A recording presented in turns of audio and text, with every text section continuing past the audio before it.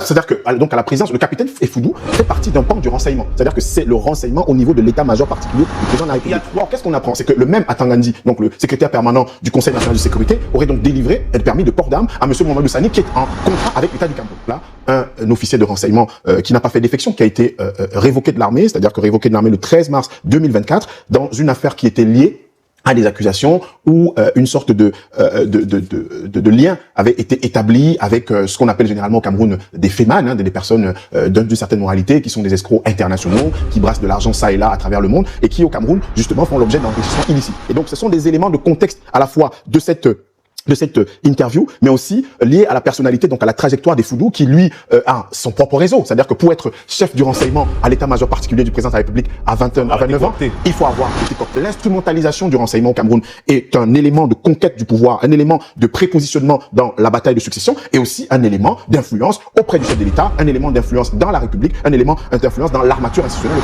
Parce que pour Ngongo, il y a un pari, c'est quoi? C'est que si Ngongo n'est pas à la présidence de la République, il risque de connaître le sort d'un certain Jean-Marie Atangana-Mbara. C'est-à-dire que vous avez quelqu'un qui sort de la présidence de la République, et à partir du moment où vous êtes ministre d'État, si vous avez un titre comme ça, d'un certain poids dans la hiérarchie gouvernementale, mais vous n'avez plus les leviers que vous actionnez. Qu'il soit ministre de l'administration territoriale ou ministre des Relations extérieures, bis, ce sera la même chose, puisqu'il ne pourra pas disposer de cet appareil sécuritaire et de ces leviers de contrôle.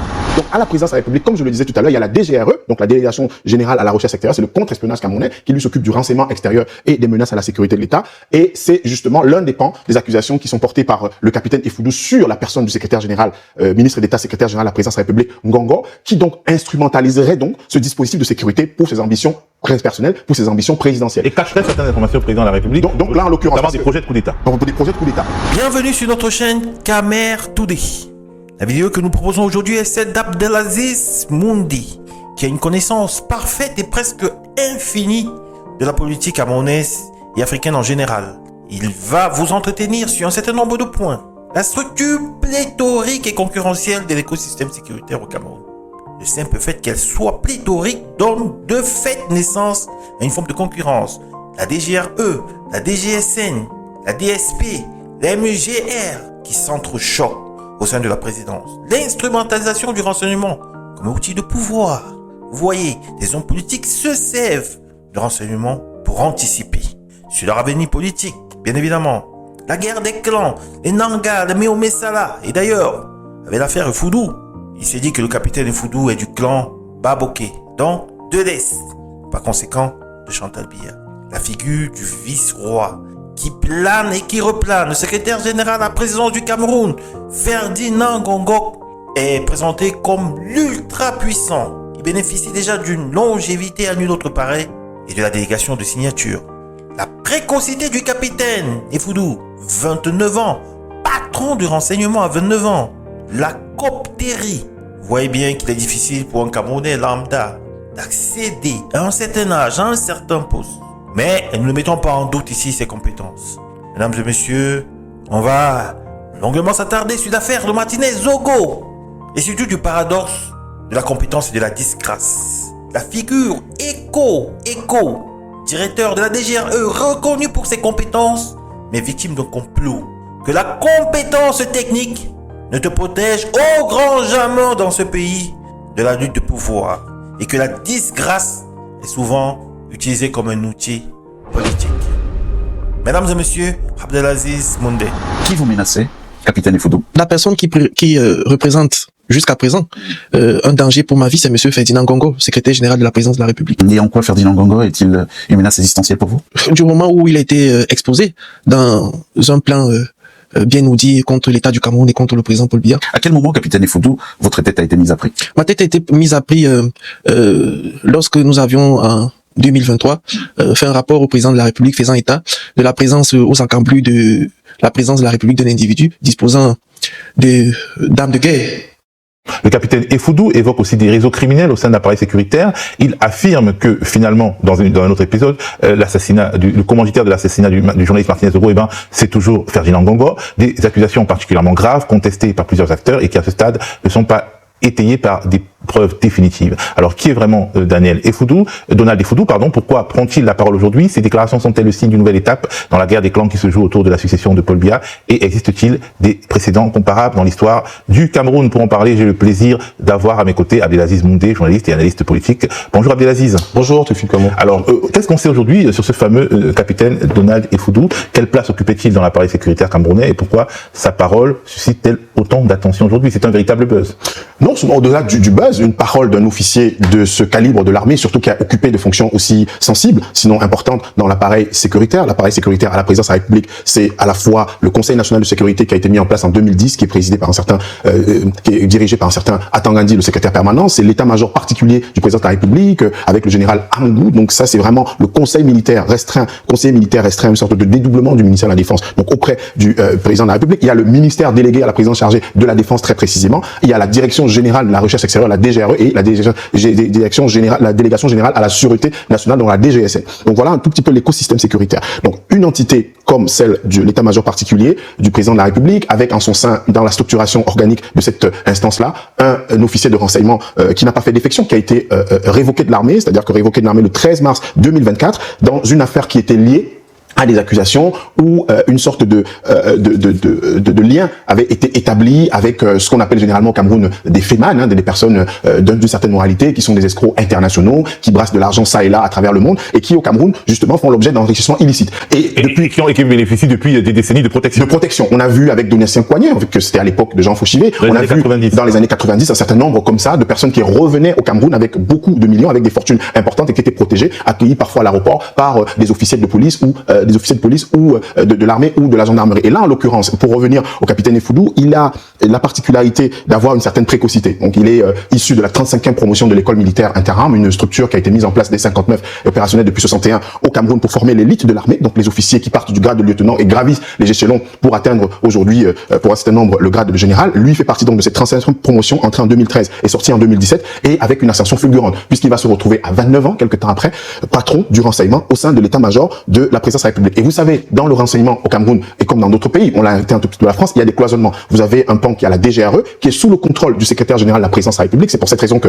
c'est intéressant de suivre le capitaine Effoudou, parce que vous avez soit un télescopage quand les informations sont à l'avantage de l'un ou de l'autre, soit une sorte de complémentarité dans l'appareil sécuritaire entre la DGSN qui a le renseignement territorial, donc avec la DGSN qui est basée au ministère. Non, la DGSN c'est la délégation générale à la sécurité nationale, qui est celui de Monsieur Barkagele, qui est dirigé par Monsieur Barkagele. Donc eux ils font du renseignement territorial, c'est-à-dire que c'est tout ce qui concerne le renseignement à l'intérieur du pays. C'est le ministère de l'administration territoriale. Non, c'est pas le ministère de l'administration territoriale très précisément. C'est ça la subtilité du Cameroun. C'est-à-dire que la DGSN a ce qu'on appelle les commissariats spéciaux. Les commissariats spéciaux sont ceux qui font du renseignement territorial, du renseignement intérieur. Et une part du renseignement territorial, là très précisément, est confiée justement à toute l'armature territoriale, c'est-à-dire que les préfets, les gouverneurs et les sous-préfets. C'est eux justement à travers leurs lettres, leurs notes de renseignement qui font remonter au niveau du MINAT, et puis le MINAT qui fait remonter au niveau de la présidence. Or là, à la DGSN, nous avons le renseignement territorial. Ce sont les commissaires spéciaux qui font remonter vers la DGSN, qui est un organe de la présidence de la République. Et donc à la présidence de la République, comme je le disais tout à l'heure, il y a la DGRE, donc la délégation générale à la recherche extérieure, c'est le contre-espionnage camerounais, qui lui s'occupe du renseignement extérieur et des menaces à la sécurité de l'État. Et c'est justement l'un des pans des accusations qui sont portées par le capitaine Effoudou sur la personne du secrétaire général, ministre d'État, secrétaire général à la présidence de la République, Ngongo, qui donc instrumentaliserait donc ce dispositif de sécurité pour ses ambitions personnelles, pour ses ambitions présidentielles. Et cacherait certaines informations au président de la République. Donc là, en l'occurrence, notamment des projets de coup d'État. Des projets de coup d'État. On a vu un tout petit peu dans la question du renseignement au Cameroun, justement, ces jeux. Tout à l'heure, vous parliez de la guerre des clans. En fait, la guerre des clans au Cameroun, elle est très subtile. C'est pas, comme on l'a dit, des clans Nanga contre des clans de Meme Salah. Non, ça se passe pas comme ça. Il y a un certain nombre de positions avec des chefs de file qui ambitionnent, dans le cadre de la succession du président Biya, de prendre une place prépondérante, comme ça l'a été avec ce qu'on appelait le G11. Aujourd'hui, c'est monsieur Ngongo qui a la particularité d'avoir une certaine longévité à la tête du secrétaire général de la présidence de la République. C'est le recordman. Biya, lui, il a fait de 67 à 75. Les Marafa ont fait un peu moins de 10 ans. Lui, il est secrétaire général de la présidence de la République depuis le 9 décembre 2011. Donc, ça fait plusieurs années. Donc, on est à 15 ans à la tête du secrétaire général de la présidence de la République. Il a été confirmé en janvier 2019 dans le gouvernement de John Gouté, où il a été fait ministre d'État et bénéficiant en février déjà d'une délégation permanente de signature. En fait, un vice-président de fait, un vice-roi de fait, un vice-dieu de fait au Cameroun. Et donc, ce sont des éléments de contexte à la fois de cette interview, mais aussi lié à la personnalité, donc à la trajectoire des Foudou, qui lui a son propre réseau. C'est-à-dire que pour être chef du renseignement à l'état-major particulier du président de la République à 29 ans, il faut avoir été coopté. Et là, on le lie effectivement à un certain nombre de responsables à la présidence de la République. Je parlais tout à l'heure des clans. Il y a celui de monsieur Samuel Vondoayolo et de monsieur Oswald Baboké. Monsieur Effoudou et monsieur Baboké appartiennent à la même région, à la région de l'Est Cameroun, au même arrondissement, celui de Bébel, et puis surtout qui abrite les communes d'Atok, d'où est originaire monsieur Effoudou, et celui de Dimako, où est originaire monsieur Oswald Baboké. Et madame Chantal Biya. Et madame Chantal Biya. Donc en gros, en fait, le télescopage des services de renseignement au Cameroun a ceci de particulier que quasiment tous sont logés à la présidence de la République, contrairement à la tradition française où des ministères aussi ont leur service de renseignement. Donc en fait, nous avons la DGRE qui est mise en cause dans l'affaire Martinez-Ogo, la DGSN qui en fait s'étale sur le territoire national, mais a été d'une certaine manière administrativement arraché au ministère de l'administration territoriale. Absolument. Parce que logiquement, absolument. Parce que dans le système français, par exemple, la DGSN ferait partie du ministère de l'Intérieur. Oui, c'est la police. Au Cameroun, il y a une dissociation entre la délégation générale à la sécurité nationale et l'administration territoriale. Donc dans les commissariats, on a des gens qui ne dépendent pas du ministère de l'administration territoriale et pas du ministère de la sécurité. Très bien. Donc il y a un refaire pas au préfet, au gouverneur et au sous-préfet, et qui a un refaire directement à la présidence via le DGSN. Donc DGRE, DGSN et finalement à la présidence de la République dans l'état-major particulier, une sorte d'embryon de cellule de renseignement que dirigeait le capitaine Effoudou. Très bien. C'est un bon résumé. Voilà, c'est-à-dire que donc à la présidence, le capitaine Effoudou fait partie d'un pan du renseignement. C'est-à-dire que c'est le renseignement au niveau de l'état-major particulier du président de la République. Il y a 3 structures de renseignement à la présidence. Absolument. On n'est jamais trop prudent. Absolument. Le Conseil national de sécurité, M. Atangandi en est le secrétaire permanent. La délégation générale à la sécurité nationale, M. Barganguélé en est le patron. La délégation générale à la recherche extérieure, M. Ngoumou, qui est le patron. Et puis l'état-major particulier du président de la République. Et vous avez une entité qui est la direction de la sécurité présidentielle, qui elle aussi dispose de son propre service de renseignement. Et pour terminer, nous avons la garde présidentielle et le bataillon d'intervention rapide. Donc ça fait 6 entités, donc 5 principales, qui s'occupent du renseignement, qui produisent du renseignement. Et donc sur la table du chef de l'État, on retrouve un certain nombre de notes.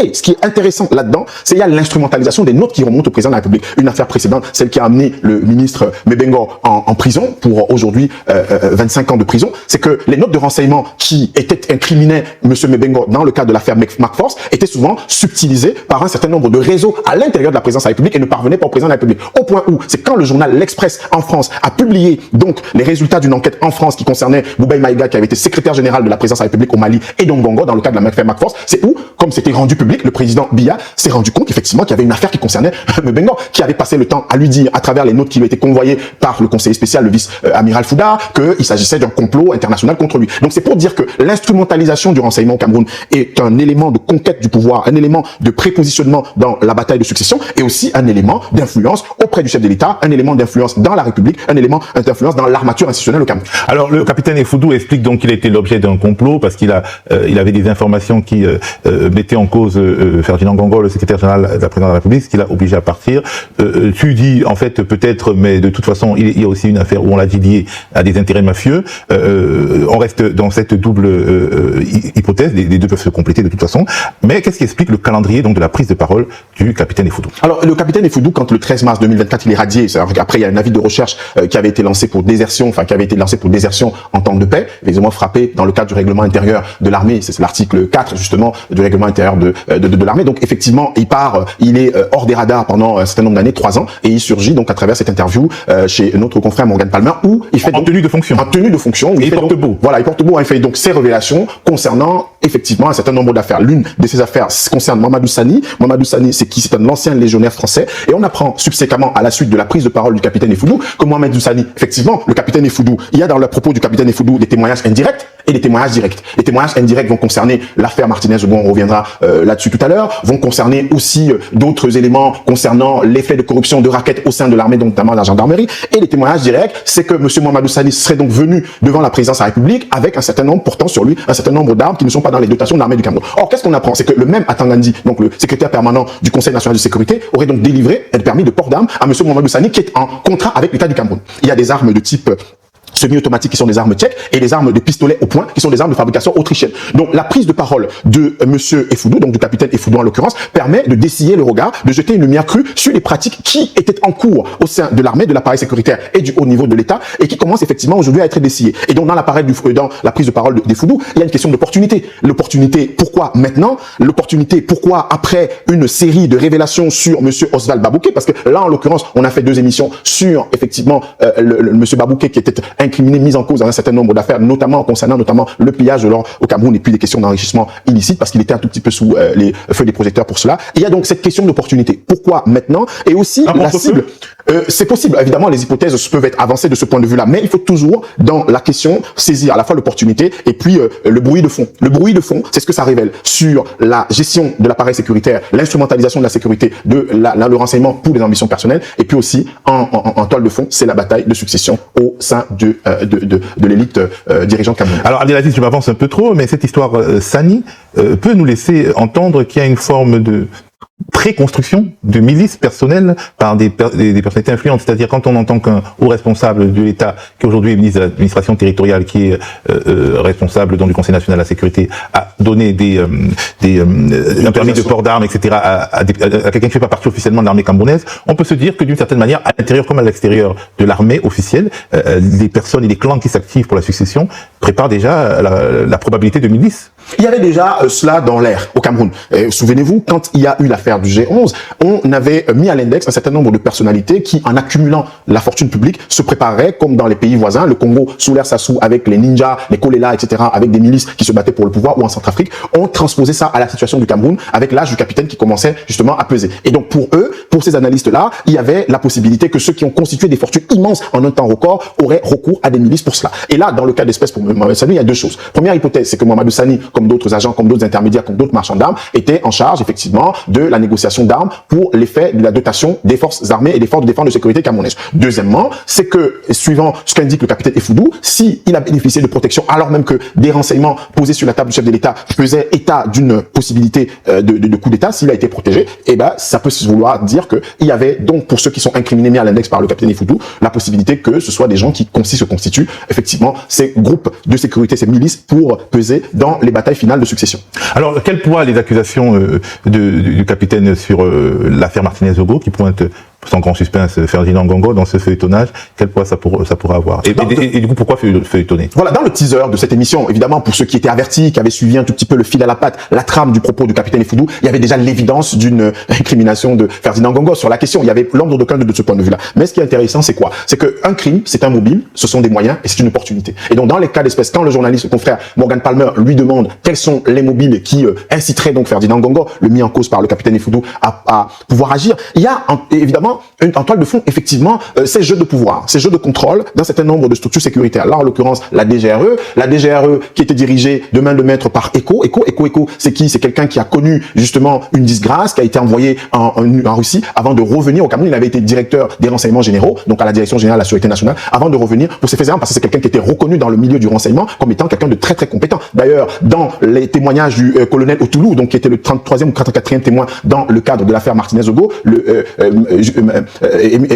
donc Maximilien Eko, qui est donc incriminé, qui est mis en cause donc dans cette affaire-là, il a reconnu les compétences d'Eko. Et donc, c'est pour cette raison qu'il pointait un tout petit peu l'ambiguïté qu'il y avait dans l'implication d'Eko dans cette affaire, en s'interrogeant sur le fait de savoir que quelqu'un d'aussi compétent, comment il avait pu effectivement tomber dans un piège aussi savamment ourdi. Et donc là, en l'espèce, sur la question du mobile, le capitaine Effoudou estime indique qu'il s'agit du contrôle de la DGRE, qu'il fallait faire tomber donc Eko par ce moyen-là pour pouvoir prendre le contrôle donc de la DGRE, parce que Eko, on le sait, n'est pas en odeur de sainteté avec Ngongo. Il est plutôt quelqu'un de très très proche de Montazé. Et puis au niveau de Ferdinand Ngongo, on savait très très bien. Vous savez, il y a eu un projet de nomination d'un secrétaire général à la présidence de la République, où le président Paul Biya avait confié à Belinga Eboutou, de regretter mémoire, qui avait été directeur de cabinet civil, qui recherchait un profil qui pourrait faire l'affaire. Et donc, ce profil-là, lui, avait été proposé. Il y avait Bernard Messenga Avom, qui avait été ministre des Travaux publics, quelqu'un à qui le président Paul Biya cotait un certain nombre de dossiers, bien qu'il ne soit pas dans l'antre de la présidence de la République. Et Bernard Messenga Avom, c'est quelqu'un qui appartient au même département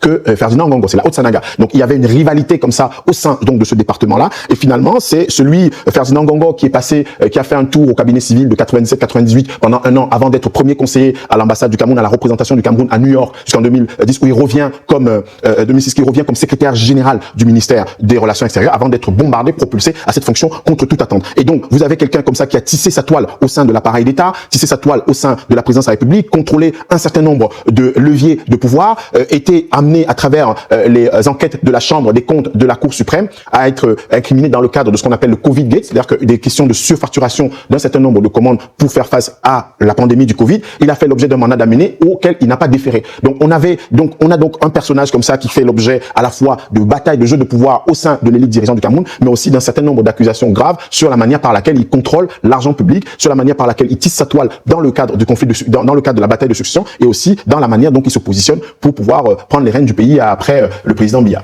Donc, en gros, pour le capitaine Effoudou, l'enjeu de l'assassinat de Martinez Ogo était d'accuser le patron de la DGRE, Eco de le faire tomber et de récupérer la DGRE. Oui, de récupérer la DGRE. Oui, sauf que effectivement, bon là, le procès est encore en cours. On dit qu'on ne commande pas un procès en cours de cette manière-là, mais on peut se risquer à deux choses. C'est-à-dire que concernant Danwé, je pense que Morgan Palmer lui a posé la question sur les émoluments, enfin cet argent mais complètement macabre, les sommes dérisoires qui ont été versées. Parce que dans le témoignage de Toulouse, c'est qui? C'est celui qui a été commandant de la Légion de gendarmerie du centre au moment de la commission des faits, donc qui était chargé donc de la commission d'enquête mixte police-gendarmerie dans le cadre de l'affaire Martinez Ogo, et Otulu qui explique que, et là aussi on va apprendre, parce que Danwé, c'est qui? Danwé, c'est le trésorier de sa promotion à Limia. Et il avait, Danwé, pris de l'argent, comme on dit ça, emprunté de l'argent dans le cadre de sa promotion, l'argent qu'il devait remettre à ses camarades de promotion, l'argent qu'il n'avait pas, dont il ne disposait pas. Donc il y a un faisceau de révélations, un faisceau d'éléments comme ça qui viennent télescoper, qui viennent percuter l'actualité et qui viennent se contredire entre le mobile que le capitaine Effoudou donne, celui effectivement de contrôler la DGRE, et le mobile qui a été évoqué par le colonel Otulu au niveau du tribunal, après les révélations, après la confrontation avec entre Justin Danwé et Amougou Bellinga, où effectivement il apparaît que le Amougou Bellinga aurait demandé donc à Justin Danwé de faire taire Martinez Ogo, donc dans le cas d'espèce. Donc pour démêler les chevaux dans ce puzzle-là, il va falloir savoir dans le mobile, dans les moyens et puis dans l'opportunité, pourquoi effectivement on va contrôler la DGRE. Ça c'est dans l'hypothèse qui est avancée par Effoudou. Et puis d'un autre côté, suivant les enquêtes qui sont menées, parce que l'hypothèse Ngongo n'a pas encore été avancée, elle ne transparaît pas encore dans les enquêtes et dans les témoignages tels qu'ils sont rendus aujourd'hui au tribunal, et que dans ce que monsieur Otulu a dit, comment ça s'est fait que justement la toile s'est tissée entre Eco, Danwé et Bellinga, ou tout simplement entre Danwé et Bellinga, pour expliquer que les faits soient... On continuera de suivre ce procès. Alors, Aziz, dans l'histoire politique du Cameroun,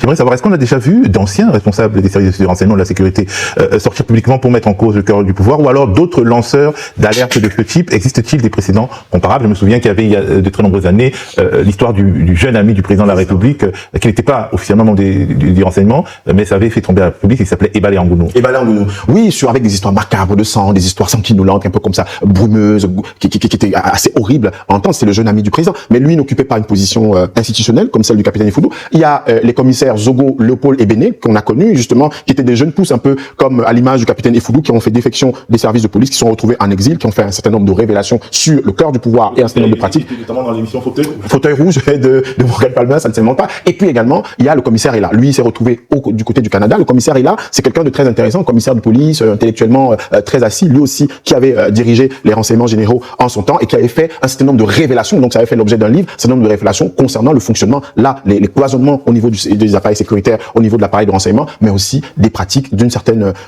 nombre de pratiques au niveau de l'appareil d'État. On peut dire que Titus Edouard, d'une certaine manière, a fait, en tout cas, en disant très peu de choses, a été aussi un insider qui a fait quelques révélations. Oui, un insider qui a fait quelques révélations. Moi, je me suis situé d'un point de vue sécuritaire, enfin dans le cadre de l'appareil sécuritaire, parce que quand j'ai parlé du commissaire Hila et de ses jeunes confrères, et là, de ce point de vue, on peut ranger dans les insiders le livre de Tangana Mbara qui nous parle un peu de la pratique de la fonction du secrétaire général de la présidence de la République, qui est plutôt un livre à la fois d'analyse, de documentation administrative sur la question, et puis également, évidemment, Titus Edouard qui a fait des révélations assez précises et assez cruciales, justement, sur le fonctionnement de l'État. Mais là, on était dans le cadre de l'appareil sécuritaire avec des agents de renseignement, des patrons de renseignement ou de ceux qui font partie, justement, de la constellation du renseignement au Cameroun. Alors, au fond, cette séquence, qu'est-ce qu'elle nous dit? Est-ce qu'elle nous dit que tous les coups sont désormais permis dans la bataille interne de succession? Pour le bien, on a l'impression qu'en ce mois de juillet 2026, le Cameroun va vraiment à volo et que le pouvoir n'est pas dans la rue il est au bout du micro. Il y a beaucoup de bruit. Il y a beaucoup de bruit et c'est pour cette raison qu'il faut pas être léger, simpliste sur la question de la guerre des clans. Je disais tout à l'heure qu'on a parlé d'un clan Boulou-Nanga. Eh bien, on voit aujourd'hui que la question de Boulou-Nanga, c'est quelque chose d'une simplification à l'extrême. C'est qu'il y a des figures justement qui appartiennent à ces aires géographiques, géoethniques, géotribales au Cameroun. Ça, c'est indéniable. Mais la question est beaucoup plus complexe et beaucoup plus subtile. Et on verra à l'exemple du capitaine Effoudou dans les prochains jours, dans les prochains mois, voire un certain nombre de personnes qui feront ces révélations-là. On a eu, bon, ça c'était dans un cadre beaucoup plus informel parce qu'elle gravitait un peu dans l'ombre du pouvoir, la fameuse Adjawa qui a disparu aujourd'hui des radars, qui fait l'objet d'un avis de recherche après avoir conspué, fait des révélations sur Issa Tiroma Bakari, sur Ferdinand Gongo, etc., etc. Et donc, on voit bien qu'un certain nombre de personnes qui détiennent à la fois des informations ou sont instrumentalisées, voire, ou veulent peser dans cette question. Je rappelle, la question aujourd'hui au Cameroun, l'enjeu, ce sont les années après Biya. L'enjeu, c'est qui va prendre la main après Biya. L'enjeu, c'est cette fonction de vice-président. Parce que pour Ngongo, il y a un pari. C'est quoi? C'est que si Ngongo n'est pas à la présidence de la République, il risque de connaître le sort d'un certain Jean-Marie Atangana-Mbaba. C'est-à-dire que vous avez quelqu'un qui sort de la présidence de la République et à partir du moment où vous êtes ministre d'État, si vous avez un titre comme ça, d'un certain poids dans la hiérarchie gouvernementale, mais vous n'avez plus les leviers que vous actionnez. Qu'il soit ministre de l'administration territoriale ou ministre des Relations extérieures, bis, ce sera la même chose puisqu'il ne pourra pas disposer de cet appareil sécuritaire et de ces leviers de contrôle du pouvoir. Donc pour lui, partir de la présidence, c'est de pouvoir avoir une fonction qui lui permette effectivement d'être à ce niveau équivalent et de pouvoir contrôler. Donc s'il n'est pas vice-président, il est évident que pour Ngongo, ce sera le champ de signe. Donc c'est pour cette raison que la question de l'enjeu, c'est celui-là. C'est-à-dire que comment M. Ngongo va se faire pouvoir s'en sortir dans cette situation. Et puis d'un autre côté, les différents clans rivaux. Tout à l'heure, je disais qu'il faut pas simplifier à l'extrême. Il faut pas dire Boulou-Nanga, c'est terminé cette affaire. Vous avez un éclatement du clan Nanga supposé. Oui, tout à fait, Nanga supposé, parce qu'il y a une tête de file, il y a des têtes de file autour desquelles gravitent un certain nombre d'éléments, dont les éléments de l'appareil sécuritaire de l'État, qui ont donc instrumentalisé, qui ont donc détenu ces renseignements et qui les instrumentalisent et les utilisent à bon escient dans le cadre des rivalités qui sont en cours.